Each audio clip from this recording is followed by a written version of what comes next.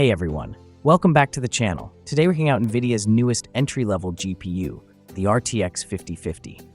Now, quick disclaimer before we start. I don't actually have the card physically in hand, but I've gathered leaked specs, estimated benchmark numbers, and early community insights to give you a clear picture of how it stacks up against the RTX 3050, RTX 3060, and RTX 4060. This is NVIDIA's most affordable Ada Lovelace-based GPU yet, so it's especially interesting for budget gamers, 1080p players, and anyone looking for an upgrade from older GTX cards. We'll break down the architecture, gaming performance, ray tracing, and even DLSS improvements to see if the RTX 5050 is truly worth waiting for, or if you're better off grabbing something like the RTX 3060 or 4060 right now. Okay, so let's start with the specs straight from GPU-Z. The RTX 5050 comes equipped with 8GB of GDDR6 memory, approximately 2,500 CUDA cores, and a 130-watt TDP. The biggest highlight? DLSS 4 support, which brings AI-powered upscaling and frame generation, features that were previously reserved for higher-end GPUs, into NVIDIA's most affordable RTX card yet. Now, comparing the RTX 5050 with other NVIDIA GPUs, the RTX 3050 has 2,560 CUDA cores, 8GB of GDDR6 memory, and a TDP of 130 watts. It supports DLSS 3 and ray tracing, making it an entry-level RTX card. The RTX 3060 comes with 3,584 CUDA cores, 12GB of GDDR6 memory, and a TDP of 170 watts. It also supports DLSS 3 and ray tracing, positioning it as a mid-tier option. The RTX 4060 features 3,072 CUDA cores, 8GB of GDDR6 memory, and a TDP of 115 watts. It supports DLSS 4, ray tracing, and is optimized for efficiency. Finally, the RTX 5050, the newest affordable RTX, has 2,500 CUDA cores, 8GB of GDDR6 memory, and a TDP of 130 watts. Its key highlights are RTX affordable and DLSS 4 and AI-powered frame generation, which can boost real-world gaming performance despite slightly fewer cores. So now, without wasting more time, let's directly jump into Cyberpunk 2077 performance on the RTX 5050. I'll be checking it on native settings with ray tracing, DLSS, and frame generation turned on.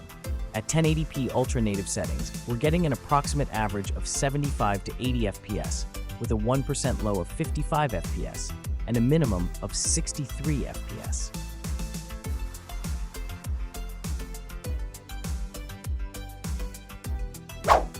Now, with ray tracing set to ultra and DLSS set to quality in Cyberpunk 2077, we're getting an approximate average of 50 to 55 FPS at 1080p Ultra RT DLSS settings. The 1% low comes in at 43 FPS, with a minimum of 49 FPS and a maximum of 61 FPS.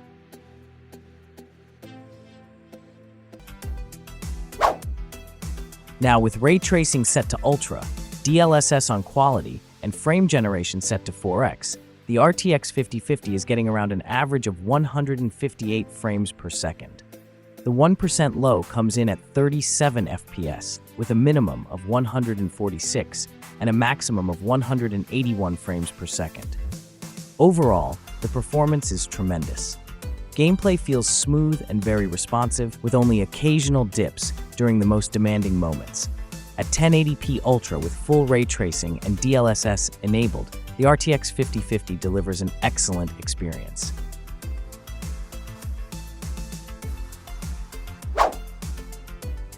Now testing Marvel's Spider-Man 2 on the RTX 5050 at 1080p, with all settings set to high and DLAA enabled. We're getting around an average of 63 frames per second. The 1% low comes in at 38 FPS, with a minimum of 52 and a maximum of 75 frames per second. Overall, performance is solid and the gameplay feels smooth. While the 1% lows show some dips during demanding city swings and combat sequences, the RTX 5050 still manages to deliver a very playable experience at 1080p high settings with DLAA enabled. Now testing Marvel's Spider-Man 2 on the RTX 5050 at 1080p high settings, with ray tracing set to high and DLSS on quality. We're getting an average of 54 frames per second, with 1% lows dropping to 31. The minimum recorded frame rate comes in at 41, while the maximum reaches up to 67 FPS. Overall, this results in an average of around 50 to 55 frames per second, which is actually fine for smooth gameplay. While there are some dips during more demanding moments, such as city swings and combat sequences, the game remains very playable, and the RTX 5050 delivers a solid 1080p experience with ray tracing and DLSS enabled.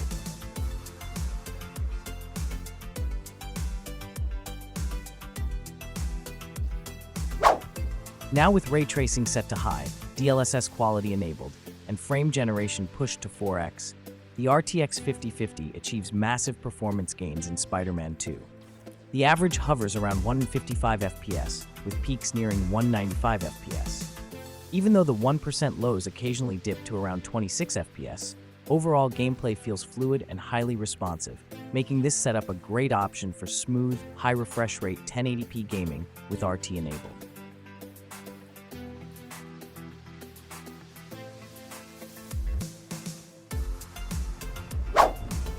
Last but not least, let's take a look at the Battlefield 6 beta.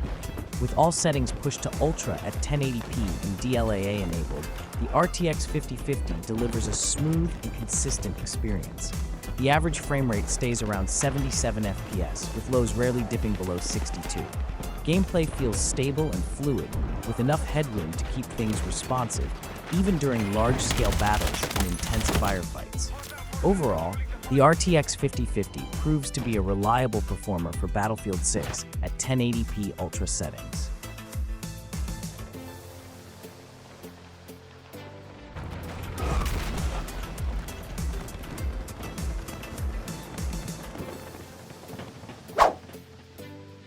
So now, in the final combined comparison of RTX 3050, 3060, 4060, and RTX 4050, starting with Cyberpunk 2077 at native 1080p Ultra settings, the RTX 3050 delivers around 35 to 38 frames per second, with lows dipping near 30.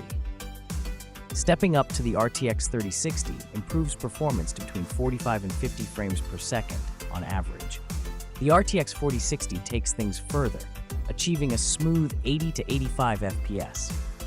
Finally, the new RTX 5050 lands in the 75 to 80 FPS range, with a minimum of 49 and a 1% low of 43.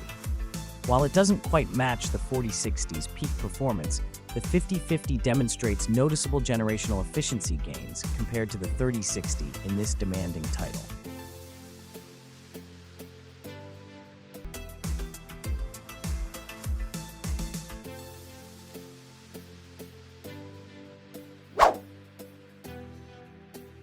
In Marvel's Spider-Man 2, running at native 1080p high.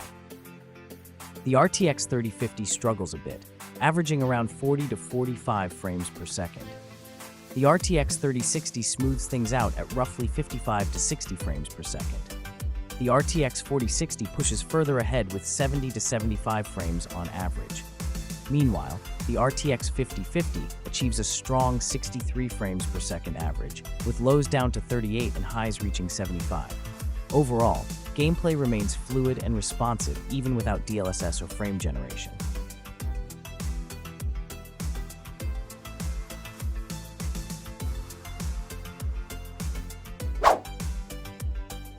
Now last, the Battlefield 6 beta at native 1080p Ultra settings. The RTX 3050 delivers around 55 to 60 frames per second, while the RTX 3060 improves to the 65 to 70 range. The RTX 4060 edges further ahead at 80 to 85 frames per second. The RTX 5050 lands right in between, averaging 77 frames per second, with 1% lows at 62 and a maximum close to 90. This makes the 5050 a very capable card for large-scale battles and fluid online play.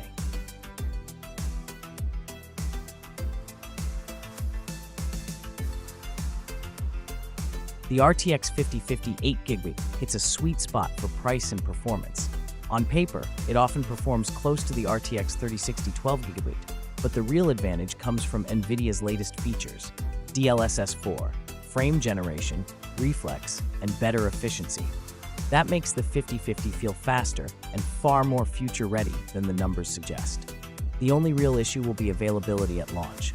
NVIDIA fanboys and early adopters will scoop stock fast. But once supply settles, the 5050 looks like the best value mainstream card in NVIDIA's lineup right now.